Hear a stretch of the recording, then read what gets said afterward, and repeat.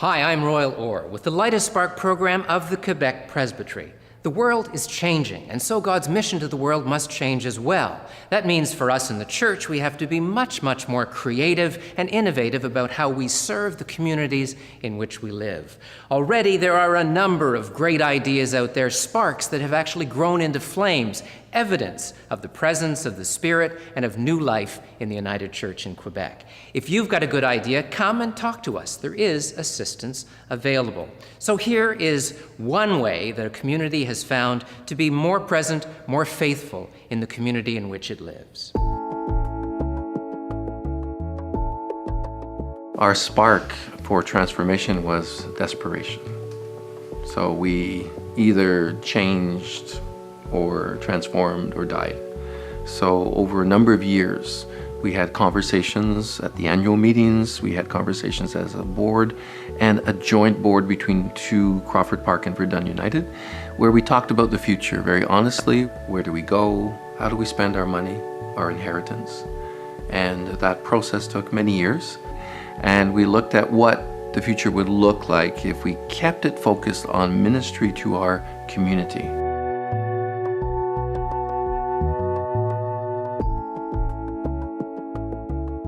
We came to a decision to sell a building called Verdun United, the bigger of our two buildings.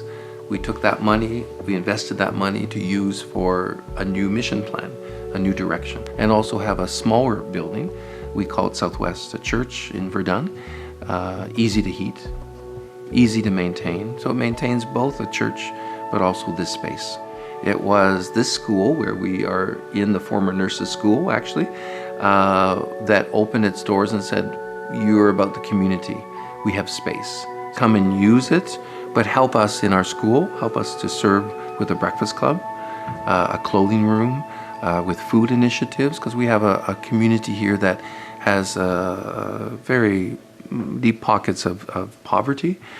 This clothing room is an important service to our school. We're in a milieu défavorisé area, very impoverished.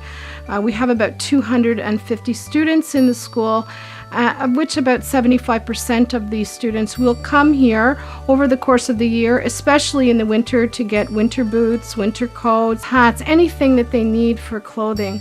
But this is only a small part of the service that Southwest Mission provides to our school. Our first investment was about 40 grand. We cleaned the place up, we painted it. About 2 years later, our second investment was that we had an architect set up and help us design and build the kitchen. And then we started trying to convince our congregations that our real focus was going to have to be supporting the community. When we came into this space, it was not a church space. Although we put stained glass windows, we chose the Good Samaritan and the Lost Sheep. And we chose those from our history because those stories speak to children, they speak to our community. They're not necessarily defined only by Christian faith, but they're a wide faith, a generous faith. And slowly with time, food became the emerging issue. We realized that we'd best serve by being able to offer minimal cost and sustainable models. We don't give free, we engage people, we ask for something in return. So we're gaining, they're gaining. So it's quite exciting to see those hundreds of families involved, how our seniors are appreciating access to these fresh vegetables, fruits, but it's food in a dynamic way. Every 2 weeks, the JG Leapsud comes in with their truck. They deliver us the fruits and vegetables. Then we have to take the fruits and vegetables, count them, place all the products to the proper tables that they have to go to. I've been doing this for 3¼ years. I started, we had 49 families. Now we are up to 300 families. The mission is behind me, especially, to continue on this and to keep it growing. And I want it to grow. If I have to do it every week, I'll do it every week. We had a very clear sense of community. So we're always serving, looking, welcoming. When people come to us, we don't ask, really, are they Christian? Who are you? We just say, are you our neighbor? Qu'est-ce qu'on a voulu à travers un plan de tomates, c'est d'être un lien entre, je dirais, le monde religieux, qui a une valeur réelle, le monde communautaire, qui qui a aussi ses propres valeurs qui sont impliquées dans la communauté et le monde de l'éducation. Tu sais, on touche les trois aspects. C'est ça, un jardin, on pourrait dire c'est comme le partenariat entre différentes organisations.